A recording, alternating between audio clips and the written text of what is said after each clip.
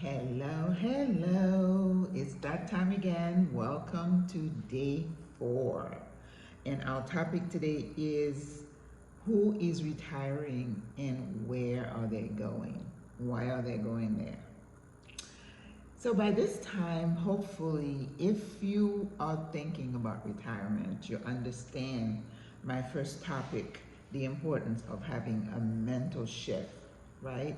Where you're looking at your life, what you've done, you understand the concept of retirement as being working for wages, and you are also understanding based, hopefully you looked at that self-assessment, you start thinking, can I really do this? Do you have the attributes to be a good expat and enjoy living the next 20, 30, 40 years somewhere else? And of course, none of us has the magic ball. We can't predict the future. We can only do the best we can. I'm coaching you to critically think about your decision. Are you a good candidate? Are your finances in order? What about family relationship? Are you going to be okay being away from your kids? Can you live in the midst of total strangers? There is the issue of language. Are you open to learning a new language? And I kind of broached the subject of why some people leave because they have not done that basic leg work. So if you don't get anything out of these videos, you could probably watch all the 64 videos and at the end say, you know what, this is not for me. And that is totally okay. It's not for everybody. So today we want to talk about where are people going. We talked about yesterday that 450,000 retired Americans are living abroad. And we also, infer that maybe that number is much bigger because people like me are not counted. So we know, and that was 2021 data. So there's probably over 500,000 people, which, if you look over 50 million people who are retired per the Social Security Administration, that's not even 1%. So it's not a whole lot of people. And maybe that's why it hasn't really, got on the radar of some of the government people, even though in the African American world, some of us are a little bit sounding the alarm, you need to get ready for this. But anyway, I digress. So we're going to talk about where people are moving and why they're going to the places they're choosing. Before we get into that, let me introduce myself. If it's the first time you're watching me, my name is Maggie Lazar. I am a retired nurse practitioner, and I have been living in the country of Panama for a little bit over a year. And as we go along, I'll tell you my story and why sometimes picking the place to retire, which is our next topic, sometimes happens, just by chance. And I talked about making the decision rationally and not just based on emotion, because you've got to make the numbers work. You have to have your list and you have to be diligent about why this place would work and that place won't work. It's okay. We're not a monolith. We're not the same. So everybody is different. I was talking to a friend yesterday. She's like, no, I'm looking at Jamaica. I don't want to be in a place where I don't speak the language. And that's important to her. And who am I to say you need to move to Panama?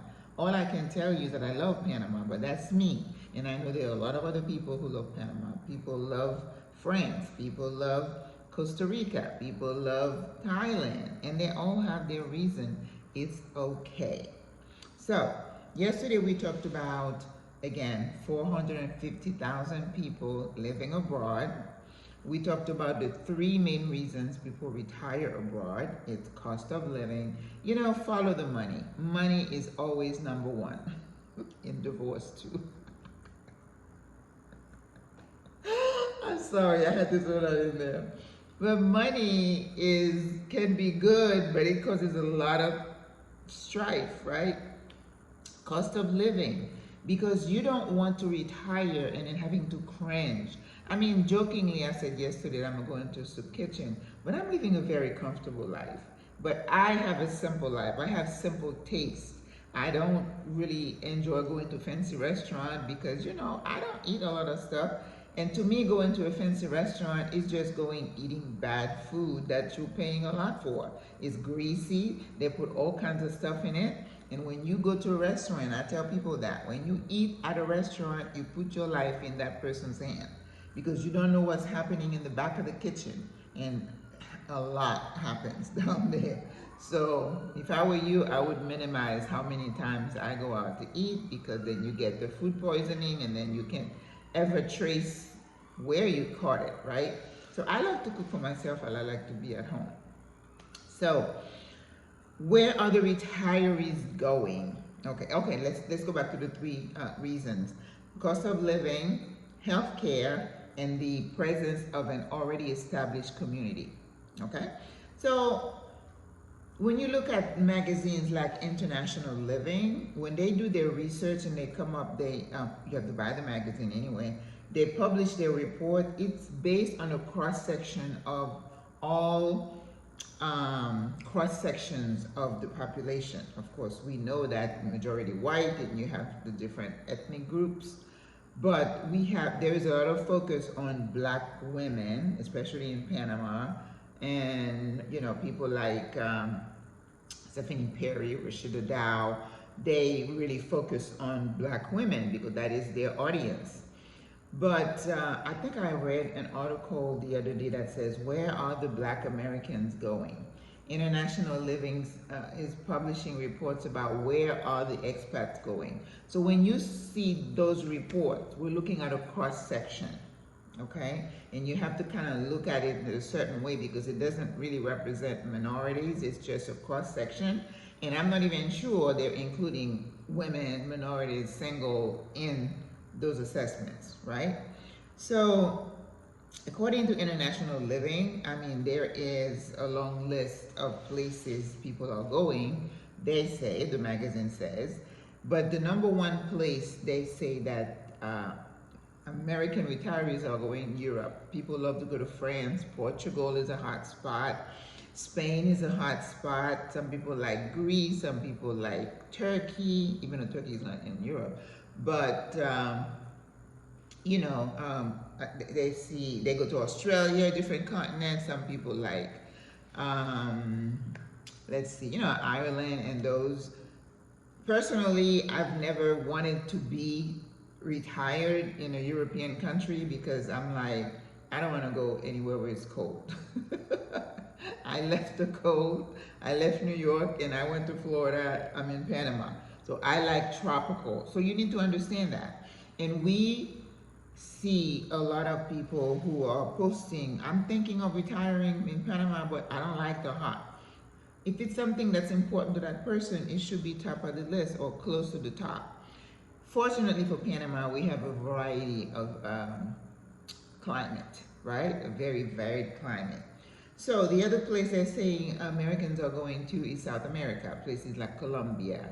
Of course, Panama is in Central America. Panama is a hotspot. Costa Rica. Costa Rica was voted as the #1 destination for American retirees. Not just American, but people from European descent too, because when you go to those places, you see people from Scotland, people from Germany, we have them here too. South Africa is represented here. So Costa Rica apparently got the #1 spot because of biodiversity. They have their climate and all the green and the monkeys. They have the beach, they have the climate. The government is, I think this is one of the main reasons to choose a country where the government is committed to attract the retirees and makes it attractive. Like Panama, $1,000, that's all you need to show, $1,000 a month to get a pensionario visa, and then 25 plus discounts that you get with that. The government sees tourism and the retirement community as a really cash cow. Because today I'm like, I go to the store, I'm just spending, right? I'm not taking anything from the government. I use Uber, I go to the store, I go to restaurants, I go here, I go there, we travel in the airplane. So we contribute to the community. So Costa Rica is a very important place. Mexico is a hot spot. Even though things are changing a bit in Mexico, they've raised the amount of money you're supposed to have every single month, and people talk about the dollar and peso exchange rate not so good. One good thing for Panama is that we use a dollar, so there is no, you don't need to worry about exchange rates. Okay, so people are retiring to countries in Europe. I saw this one woman who retired to France at the age of 70. That was a dream of hers to do that, but I'm like, but it gets cold in the winter. How do you do? But that's her. See what I'm saying? So you need to own what you want. Some people are going to Africa, like I thought I was going to go to Africa. You still have some people who retire to Africa, going back to the motherland and just being in an environment where people look like yourself. If it's important to you, it's important to you, right? Thailand is a hot spot. Healthcare is good, food is good, rent is super cheap apparently, and they do have nice climate and the beach and all that, but that's a long way from home. Again, you have to know yourself, know thyself. So Travel Noir is a magazine again that focuses on African American. They're saying that the hot places for African Americans to not just retire but just move to: Medellin, Colombia; Lisbon, Portugal; Belize. I forgot Belize. Belize is a hot spot. Dakar, Senegal, Africa; Limon, Costa Rica. I thought it was San Jose, but it's Limon. Accra, Ghana. Ghana is still a hot spot for younger expats and a few older expats as well. Panama City is a big one. Bangkok, Thailand. Barcelona, Spain. Oh, I love Barcelona. I don't know, I think I would feel really out of place there. And Montreal, that one was a surprise to me. I don't know why anybody would want to move to Montreal. It is cold, and from what you read, it's very isolating, and people are depressed there because they're like, everybody stays in their little enclave. You want to retire to, anyway, to each his own. I respect your choice if that's where you want to go. And Tulum, Mexico. So understand that cost of living, rent, and everything that goes with your home, food, cost of healthcare, having community. To me, we can add a few: distance from home. How long is a flight between that place and when you want to go see the grandkids? And then language. Language could be a barrier. Like if you're in Lisbon, having to learn Portuguese, I think that would be hard for me. But even though I speak intermediate Spanish, but if that doesn't bother you, it doesn't bother you. You have to be committed. So make your list based on all these things we just talked about, and then find out, am I still a good candidate for relocation, for retiring abroad? I mean, for me, it was a mixture of the reasons. First of all, definitely financial. Looking at, my house, retirement, can you make it work? Because when something goes wrong in the house, I have to have the money to pay it if you're a homeowner, right? You don't want to go be using your credit card and be in credit card debt. And it's another thing, how much debt are you in? You got to take care of that first before you even think about going anywhere. Do your homework, and then connect with your community. We at Single Women Moving Abroad, are creating that community for you so that when you get here, and there are other groups here. There's a Black women expat, there is Black expat. Everybody has their little niches, and they're connecting to each other. I just want it to be a little bit deeper, because I don't want, if somebody is sick, having to rush over. So do your homework. Create your list.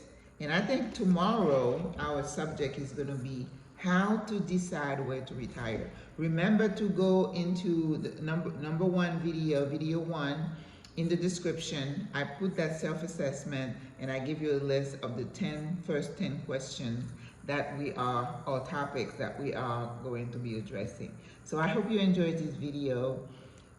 Go make your list. Think about your blaxit, and I'll see you here tomorrow. Au revoir, à la prochaine.